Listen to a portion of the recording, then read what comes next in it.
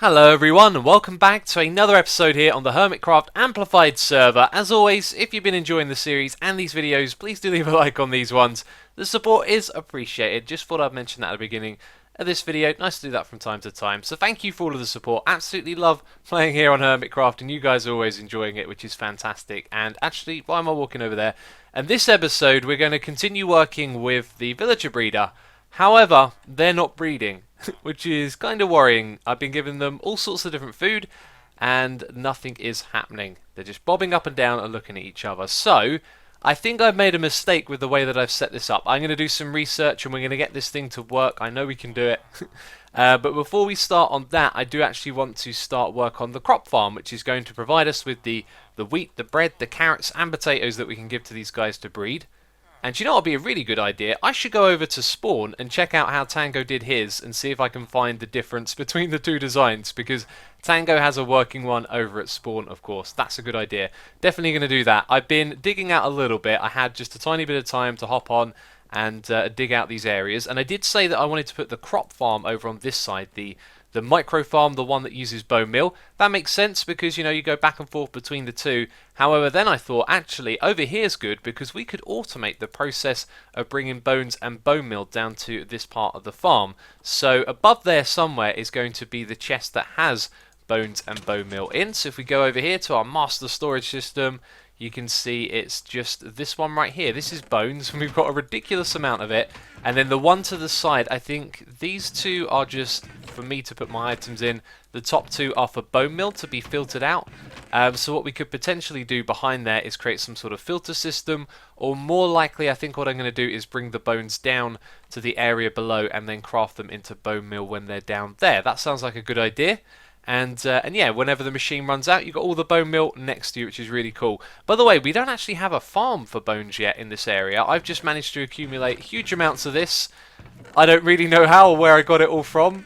Nothing's springing to mind. I'm sure there's a farm we've built or somewhere that I go to get it. But yeah, just tons and tons of it accumulated over time, which is really cool. So yeah, that's the plan. I think I'm just going to get to work on this. We're going to design a room. I'm tempted to make it very similar to the one on the other side because of symmetry and, you know, matching the theme of the room. However, I think I might try and make it a little bit more unique as well. If not, we'll just fall back to the design that we've got over there. But yes, this is where the micro farm is going to go. So as for using different materials in the entrance over here, it just didn't feel right at all. Do you know what? The room is really settled now. It all feels good.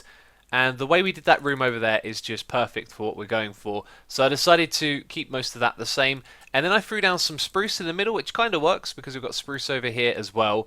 And then I thought about, well, we could change up what we use on the floor here. And everything I tried really just didn't work. It feels like it moves too much away from the theme that's around it. The granite looking especially bad. And these greens go quite nice with the brown, but they're a real contrast to the orange that's on the side. So I think what we're going to do is just stick what we did on the other side, and that includes the spruce. So obviously I'm looking for the opportunity to try some different build styles, but we've kind of established what's going to be happening on this floor now. And it looks real good. I do like it. I'm a fan of it. I know it divides opinions, but I think it's coming along good. And I also think we could probably sort this area here out soon as well. Just a little tunnel with orange. Maybe we'll put something on the walls. It should be fairly simple to throw together, but not to get distracted. We've got a farm to build here, so I'm just going to go with andesite, and then we're going to put our sea lanterns in the middle.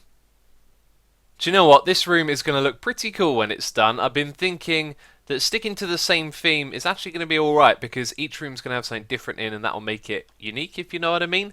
And this one right here is certainly unique. So we got our micro farm in place. We're using Impulse SV's concept right here, which was to use a little dark space right here. So because of the slabs around it, it means the light doesn't actually go in there, so the light level is 0, and you can immediately grow a crop to the fullest state, and then that updates it and tells it that it's in the dark, and that causes it to break, which is an extremely cool little design. All you got to do is hold down right click while the thing spits bone meal at it.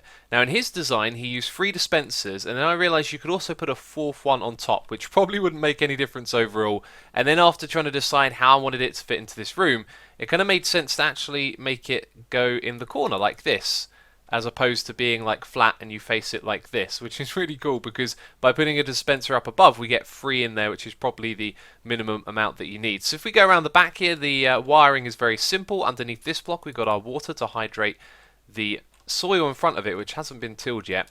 And then we've got a little bit of redstone here and a simple clock so that we can power all of the dispensers. Now when it comes to these hoppers, I wasn't sure how to do this, and I got a feeling this is going to be pretty wasteful. Do I have like I've got a dispenser here. I'll replace this with a dropper, but if we put that right there, that's some inventory space.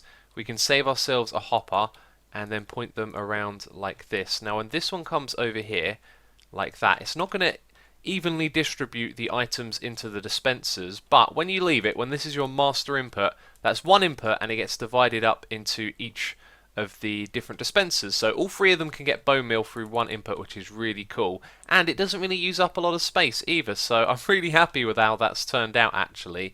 Now I think the redstone here is going to end up locking some of the hoppers, or probably all of them. I think all of them but this one right here will get locked when it's in use, but that's fine because I don't plan on, like, you know, standing here for hours and hours and hours. I will check up on it as I use it. So it's a pretty awesome little thing, and there's not much more here to be done. I've been wondering if there's another reason I could have a lever on this wall over here for symmetry reasons, but I think what we'll actually probably need is some sort of door to a back area, because we've got to have the bone meal come down from up above and then a little area to craft it and put it into what we have over here. So there's a little bit more to go with this, but this thing is going to be done pretty quickly. So now it's about getting our bone meal and bones down to the area down below. I had a look behind here, by the way. The hoppers back there don't actually point into these chests, so those ones are free. They point into the ones at the bottom, and we filter both bone meal here and bone there. And I think I might actually move it over to this side just so we save a few hoppers, because, you know, this is closer to the direction where the farm is. So I'm not sure how I'm going to move the bones and bone meal from up here, because if I were to just directly chain it down to the bottom, then it would all flow through down here, and then there wouldn't be any bones left up the top. So I'm not sure how I'm going to make that work. And yeah, by the way, the room here now, like the entrance is finished, and it looks really cool. I love it. And then you can go through into this back area, and I've tidied it all up. So you can see the redstone going on over here. That torch kind of looks a little bit silly, really, on its own, doesn't it? Let's give that a lantern instead. And over on this side, we're going to have our chests. We're going to have 3 of them in total. These are half slabs, by the way, so we can open the one on top. And then we'll have some hoppers behind them, and then up there is where it will hook up to the bones and bone meal up top. So these hoppers, apparently I forgot to put one back in. It's a good thing I noticed that. There we go. These ones are hooked up to this chest over here. So the idea is that we can come here, we can pick out bone meal or bones out of the chest and then put them into this one right here, and they'll make their way through into the hoppers, and then we can use the farm and all of that. And that I need to change to a dropper as well. So yeah, it's almost finished now. Just got to hook this up, figure out how I'm going to do that, and then the farm is ready to go, and we'll be able to test it, and it should work. I hope I haven't made like a silly mistake, something that I've overlooked, but yes, everything should work. First time, I hope. What is that I see over there? Are they breeding? I think they are breeding. This is good. Oh my days, right. I am unprepared. I need to grab a couple of things. Wow. Okay, so I finished on the project over there. We'll go back to that in a moment. And then I started to work on this. Loads of you left me comments saying that I forgot to put in the false village. You are absolutely right. I also made another little mistake as well. There's supposed to be a block right here, and they're supposed to be inside it. So when they exchange the food around, it doesn't fall back down into the water, and then that means a baby villager that goes down here doesn't pick it up, which is actually important for when they grow into an adult and come over into this area right here. So we have a friend, he's visiting. Get out of here, you. We're going to put this redstone block right here, push those 2 across, then remove the piston so that stays there. Excellent. And now they've got a block inside of them. I hope that didn't displace them. They seem to be good. Can they bob up and down? Yes, they can. It looked like one of them wasn't bobbing up and down. They all seem to be sort of over to one side as well, which is understandable. So now if we give them some food, they really should start breeding, because you saw it there a moment ago. Let's grab a couple of stacks of carrots. I've really exhausted all of my food supplies here. Can't believe I made such a silly mistake. So thank you for all of the comments reminding me of what I needed to do. And you know what? They can actually chuck it back out again, technically, I think. So I might need to rethink how we use this farm at the front here. They're going to start chucking the food around and breeding? Well, we saw the love hearts a moment ago. And also, they're not looking in the direction of the false village that I added, which is kind of worrying me. So the false village is up there somewhere. if we go around here, you'll see that we're pretty much directly above it, actually. So it's not too far away at all. This thing can be 32 blocks away from the other one. Or, actually, no, that might not be true. It might be like half of that. Either way, it's well and truly in range. So this is a false village. We have some sunlight coming down to these doors, which is important. And yes, this is the guy that we want to trade with, so we need to make sure that he's going to be safe here. And now that I think about it, I don't know if this messes with the village setup at all for them breeding down below, but I want to make sure he's absolutely safe. And wouldn't a zombie technically be able to spawn in there? Because I don't think another entity would stop another one spawning. So now that there's light in there, he should be all safe. That's good. Okay, so we come back down here. Let's see what they're up to now. No sign of breeding again. I'm wondering if pushing that block over had anything to do with that. They seem to stop right after. I'm sure they'll get back into it soon. I'll give them some more food. Let's head over to the farm that we did on the other side. I figured out everything that I wanted to do with this. So you've kind of seen most of what's going on down here, right? We've got the chests in here now. They're slowly filling up. And then we're going to put all the bone meal in there. I'll do that in a second, and we'll give it a test and make sure that it works. If we head up top, I figured out how I wanted to do this. So I've got a lever underneath my chest, and when I turn this thing on, because it's off at the moment, I think, it's going to lock the hopper that's behind it. So we're taking our items from that hopper right there. So if ever this gets backed up, then it will start filling up the chests up above, which at the moment are actually all full. That will probably change as I chuck some of them into this one.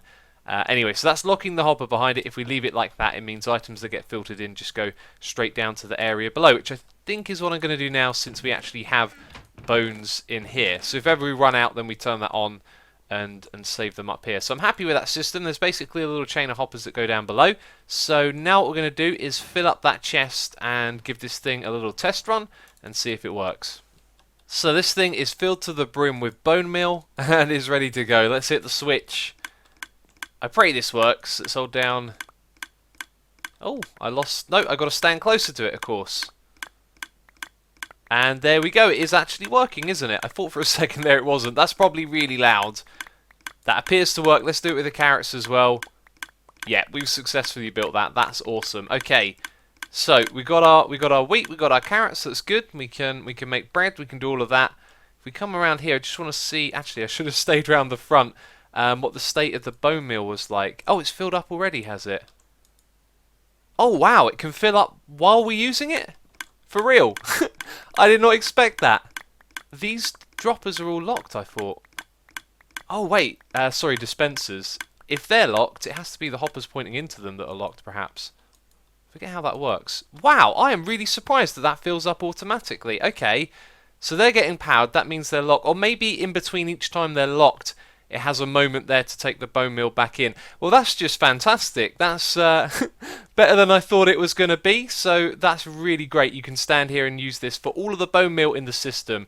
I guess until you get to this bit. Once you've used up all of these hoppers, then it will be dividing the flow of one like out into 3, and that's when it will suffer. But that's good to know. That means it just works a little bit better than I thought it would, and that's terrific. So anyway, what we're going to do next is move the village that I've just built up by a couple of blocks, because these guys are not breeding, and I think that they only bred for a second or for a moment there because I was moving the villager up above to where the doors were.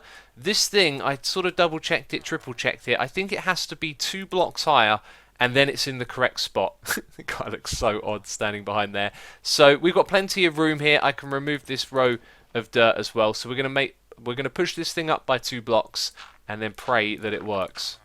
Oh, something does not sound good. What is that sound? Wait, where are you? What?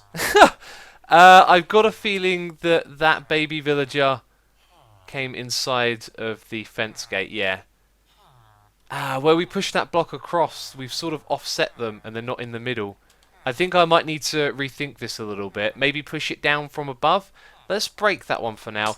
Anyway, they were breeding a moment ago. We got a baby villager. That's a good thing. I'm all worried about it. That's a sign that things are working. As soon as I came down here and looked at them, they all stopped. So maybe they don't want me watching. But if we go back up there, I was messing around up here, you know, putting this guy in position, so we know when we're up here moving this guy around that they're okay. Maybe the way I've done the slabs here was a bad idea. I'm gonna remove those ones. The game probably doesn't, like, make much of a difference between a slab and a full block here. Don't know if that's like messing with how this guy looks at the doors. Maybe these. I've left these here. Maybe these are in the way. Either way, they were breeding a moment ago, and I am actually a little bit worried about a zombie getting up there because we had one visit us over here a moment ago, so there's no reason it couldn't walk up to the one up the top, which isn't very well protected. Even with those blocks like around it, a zombie could probably attack it through the diagonal. So nothing again. I think they need more food. I'm gonna get a stockpile of food here, and then we can start doing some proper testing. So they are breeding, and it's going to take me a while to suss all of this out. So next time I come back, I hopefully have it all together. We've got a little guy over here hanging out down there. I think he's going to be a priest when he grows up. Though I can't quite see his robe at the moment. And I realised that with this setup, if we leave the water there, then a baby villager is going to drown. So that's probably what happened before. I thought it was suffocating in the block on the side. And I added these like this, so that when the water is off, then the baby could get separated for later on. But we want to keep them like this for now, and I don't know if we can get them to breed when they're just standing there. So what I'm going to do is use this to give them some food. Give them food. When they're done passing it around, we take it back. Hopefully they'll breed like that and the baby can grow up into an adult. And we want to get the numbers up just so we can breed them fast when we want to breed. And I got a feeling this is going to take me a while, so I'm just going to go grow some food and keep trying this until I get something that works. And at the moment, again, they're not breeding. They always seem to do it when I'm not looking, which is kind of annoying, because I want to suss out what it is that's making them breed. Do you hear that beautiful sound? I hear villagers! Let's get out of this silly mode right here. I've been AFK for hours. I did a stream, I did all sorts of things today, and left this running and then realised, uh-oh, we're going to have tons and tons of villagers. So, he's alright, he's safe, isn't he? He's definitely safe. You guys you're not interested in him, I know. Get out of here, you. What are you doing? Hanging around here. Let's kill these guys. So, standing AFK, we've accumulated a few zombies. XP farm. No, let's head over here and check out how many villagers we had, because last time I checked, I did do a little check while I was AFK, we actually had quite a lot over the other end. So, I managed to get the numbers of the ones up here a tiny bit. Not too many. Oh wow, one's just grown into an adult. Yeah, there's definitely quite a few there, and they're still chucking food around. That's good to see.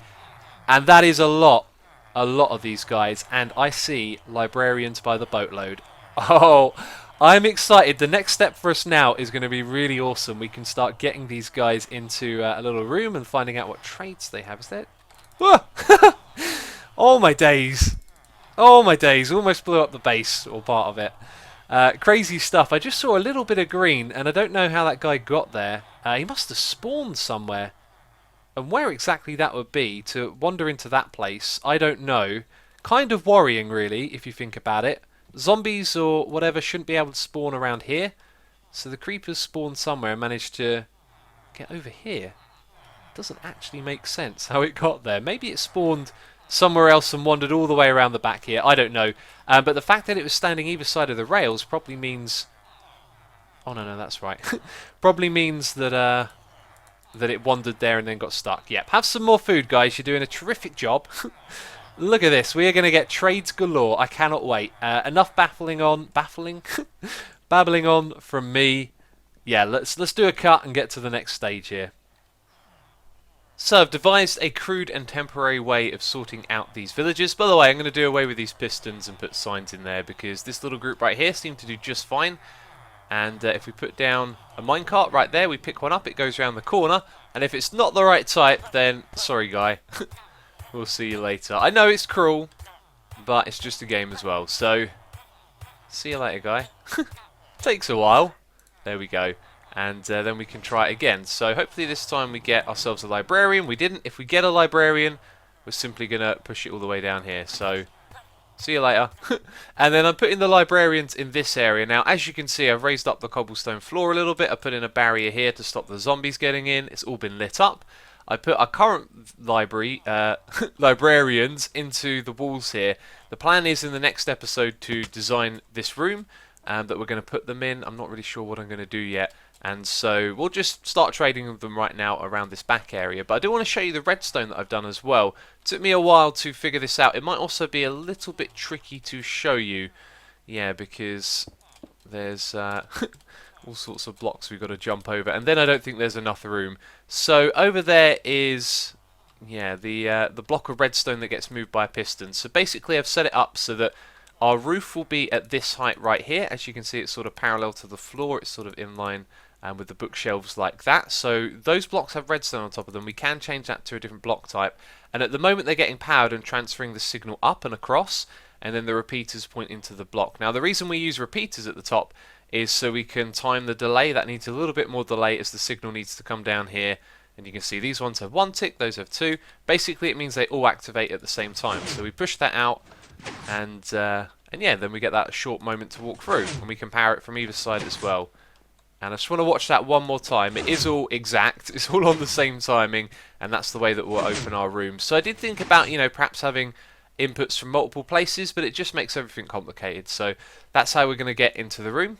And yeah, we've got the other button there which I showed you. Anyway, we are now ready to trade with these guys, and I brought over some emeralds, and I thought maybe we'd do a couple of trades together. I hope we get something good, but then in between episodes I'm going to do more trading. So because we're in 1.8, it should be a case of just doing one trade with each of them, and then they unlock a new one. It could even be, and it's been a while since I've investigated all of this, that you can just do the first trade over and over again to unlock new ones, which is really cool. So, well, that's if it turns out to be true. So let's see if we can get any good enchantments here. They already came with a book each. You have to work your way through a little bit, I think, to get to the next level. So let's try the first trade again and just see if that will happen or not.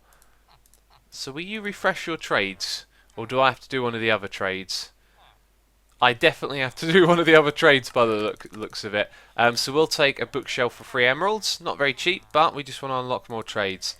So did this guy get anything good? Same as the other one. So we'll take another bookshelf. And do you have a book now? Nope, it wants a written book. Or we can get a clock, or we can get glass. I'll tell you what, I'll take the glass, and then I think the trades after these are where we're going to see what book types they have. And if that's so, it doesn't take a lot of trades at all, really, to get through here and find out what you're going to get. Yep, this guy's... Oh, he's taking regeneration as well. If you saw the Villager Facts video that I put out on the weekend, you'll know that these guys actually regenerate their health. Some of them are taking damage in the process of being brought over here. Projectile Protection 1, that is lame. You are probably going to get the cut. I think they can get 2 additional book trades at the end, if I remember correctly. Hey look, the layout's just the same for each of them, isn't it? So, I'm breaking 1, no good at all. And over here, what do we have? Right, we need to do the bookshelf one with you. And you're slightly more expensive. That might be a sign that we need to keep you, that you're worth more. Okay, so... let's go all the way over to the ends, then we do the glass trade, and then we should get the book after that. Hopefully I didn't do that too quickly, because he was still regenerating. Yeah, it's a repeated pattern now. It's been a while since I've done this. In the last Hermitcraft world, we did loads of villager stuff, and then they got changed. Depth Strider free. This is going to be a great project. That didn't take too much work at all, really, did it? And we've got a Depth Strider free book, and a Looting 2 one. That's worth holding on to. I guess, combine 2 of those together until we get a Looting free. So we've definitely seen a good side of these librarians, and we've got 1 to keep. I'm going to do more of this in the next episode, that's for sure. Oh, that's terrific. Depth Strider free. Cool. So the micro farm was a success. I'll put a link to Impulse SV's video down in the description box if you're interested in recreating one of these for yourself. And the villager breeder is now off to a great start, and we've got a great project here ahead of ourselves. We're going to get some seriously awesome books from doing this. I cannot wait. It's going to be great fun. And at the end of this video, I do want to mention that I've started a new series on the channel called Kingdom. It is a lovely pixel art game. It's kind of like a tower defense sort of game. It's mysterious. You've got to figure out how to protect yourself from this onslaught of bad guys. And I don't know, I just wanted to mention it and let you guys know that you might be interested in it. So I'll put a link down there in the description box as well. You can check that one out if you're interested. But anyway, that's it from me this episode of Hermitcraft. As always, I do hope you have enjoyed it, and I'll see you in the next episode. Bye bye.